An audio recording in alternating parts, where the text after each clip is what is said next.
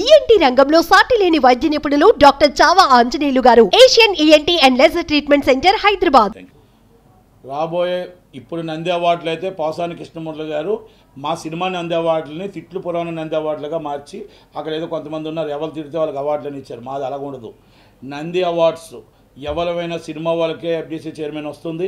మొత్తం టోటల్గా చంద్రబాబు నాయుడు నంది అవార్డ్స్ అన్నీ కూడా ఎన్ని సంవత్సరాలు ఇవ్వాలి అన్ని సంవత్సరాలు పర్ఫెక్ట్గా ఇవ్వడం జరుగుతుంది.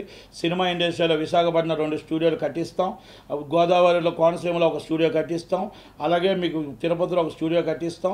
సినిమా ఇండస్ట్రీ డెవలపింగ్ అందరూ కోఆపరేషన్ చేస్తాం.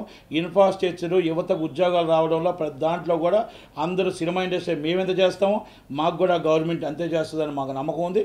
నేను మాట్లాడడం జరిగింది లోకేష్ గారితో, అందరితో మాట్లాడడం జరిగింది. సినిమా ఇండస్ట్రీ కూడా కేఎల్ నారాయణ గారు, కుమార్ చౌదరి గారు, దామోదర్ ప్రసాద్ గారు, ప్రసన్న కుమార్ గారు అందరూ మాట్లాడడం కూడా జరిగింది.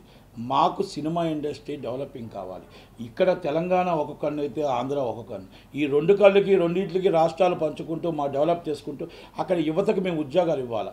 ఆ యువతకి ఉద్యోగాలు ఇవ్వాలి అంటే మొత్తం ఇన్ఫ్రాస్ట్రక్చర్ డెవలప్ అవ్వాలి. కనుక ఎట్టి పరిస్థితుల్లో నంది అవార్డులు ఫంక్షన్స్ కానీ ఇంకో అవార్డులు కానీ ప్రతిదీ కూడా ఏ గౌరవం అయితే ఉందో ఆ గౌరవం రామారావు గారు తెచ్చిన నందమూరి తారక రామారావు గారు తెచ్చిన ప్రకారం అందరూ కూడా కూటమి ప్రకారంగా పక్కాగా అన్నీ జరుగుతాయి. ఇలాంటివి చీప్ లిక్స్ చేసి పోసాని కృష్ణమూర్తి లాగా తిట్టినోళ్ళకి మేము అవార్డులు ఇస్తాం, లేకపోతే వీళ్ళకి అవార్డులు ఇస్తాం అని ఉండదు. మేము గన్మ్యాన్లు పెట్టుకొని తిరగం. మాకు గన్మ్యాన్లు అవసరం లేదు. మేము గవర్నమెంట్ ఉన్న గన్మ్యాన్లు అవసరం లేదు, గవర్నమెంట్ లేకపోయినా గన్మ్యాన్లు అవసరం లేదు. గన్మ్యాన్లు లేకపోతే బయటికి రాని వాళ్ళకి ఆ భయం, గన్మ్యాన్లు లేకుండా బయటకు తిరగగలం మా ధైర్యం అది. కనుక దాడులు తాత్కాలికం, మా అభివృద్ధి శాశ్వతం. కనుక కంపల్సరీ త్వరలోనే అభివృద్ధి జరుగుతుంది. జూన్ 4వ తారీఖు తర్వాత మళ్ళీ మీతో మాట్లాడతాం.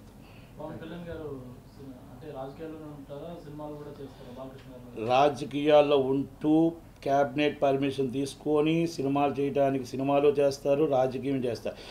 రాజకీయం అనేది ఆయనకి ప్రజలను కాపాడడం అనేది ఒక బాధ్యత అయితే ఆయన బతకడానికి, ఆయన నమ్మిన వాళ్ళు బతకడానికి ఆయనకి సినిమా అనేది జీవితం కాబట్టి ఆ సినిమాలో రెమ్యునేషన్ మాత్రమే తీసుకోగలడు. కాబట్టి ఆ రెమ్యునేషన్ తీసుకొని ఆయన కూడా డెవలప్ అవ్వాలి. కాబట్టి ఆయన మీద కొన్ని లక్షల మంది ఆధారపడి ఉన్నారు. కాబట్టి అది సినిమా ఇండస్ట్రీని కాపాడుకుంటూ ఆయన క్యాబినెట్ని కాపాడుకుంటూ మొత్తం టోటల్గా రాష్ట్ర ప్రజల్ని ఈ రాక్షస పాలన నుంచి కాపాడుకుంటూ జరిగిన అన్యాయాన్ని జరిగినవన్నీ కూడా డెవలపింగ్ ఎలా చేయాలని చంద్రబాబు గారితో చర్చించుకుంటూ ఆయన ఎన్డీఏ నరేంద్ర మోడీ గారితో చర్చిస్తూ ముందుకు వెళ్తారని మాత్రం చెప్పగలుగుతాం.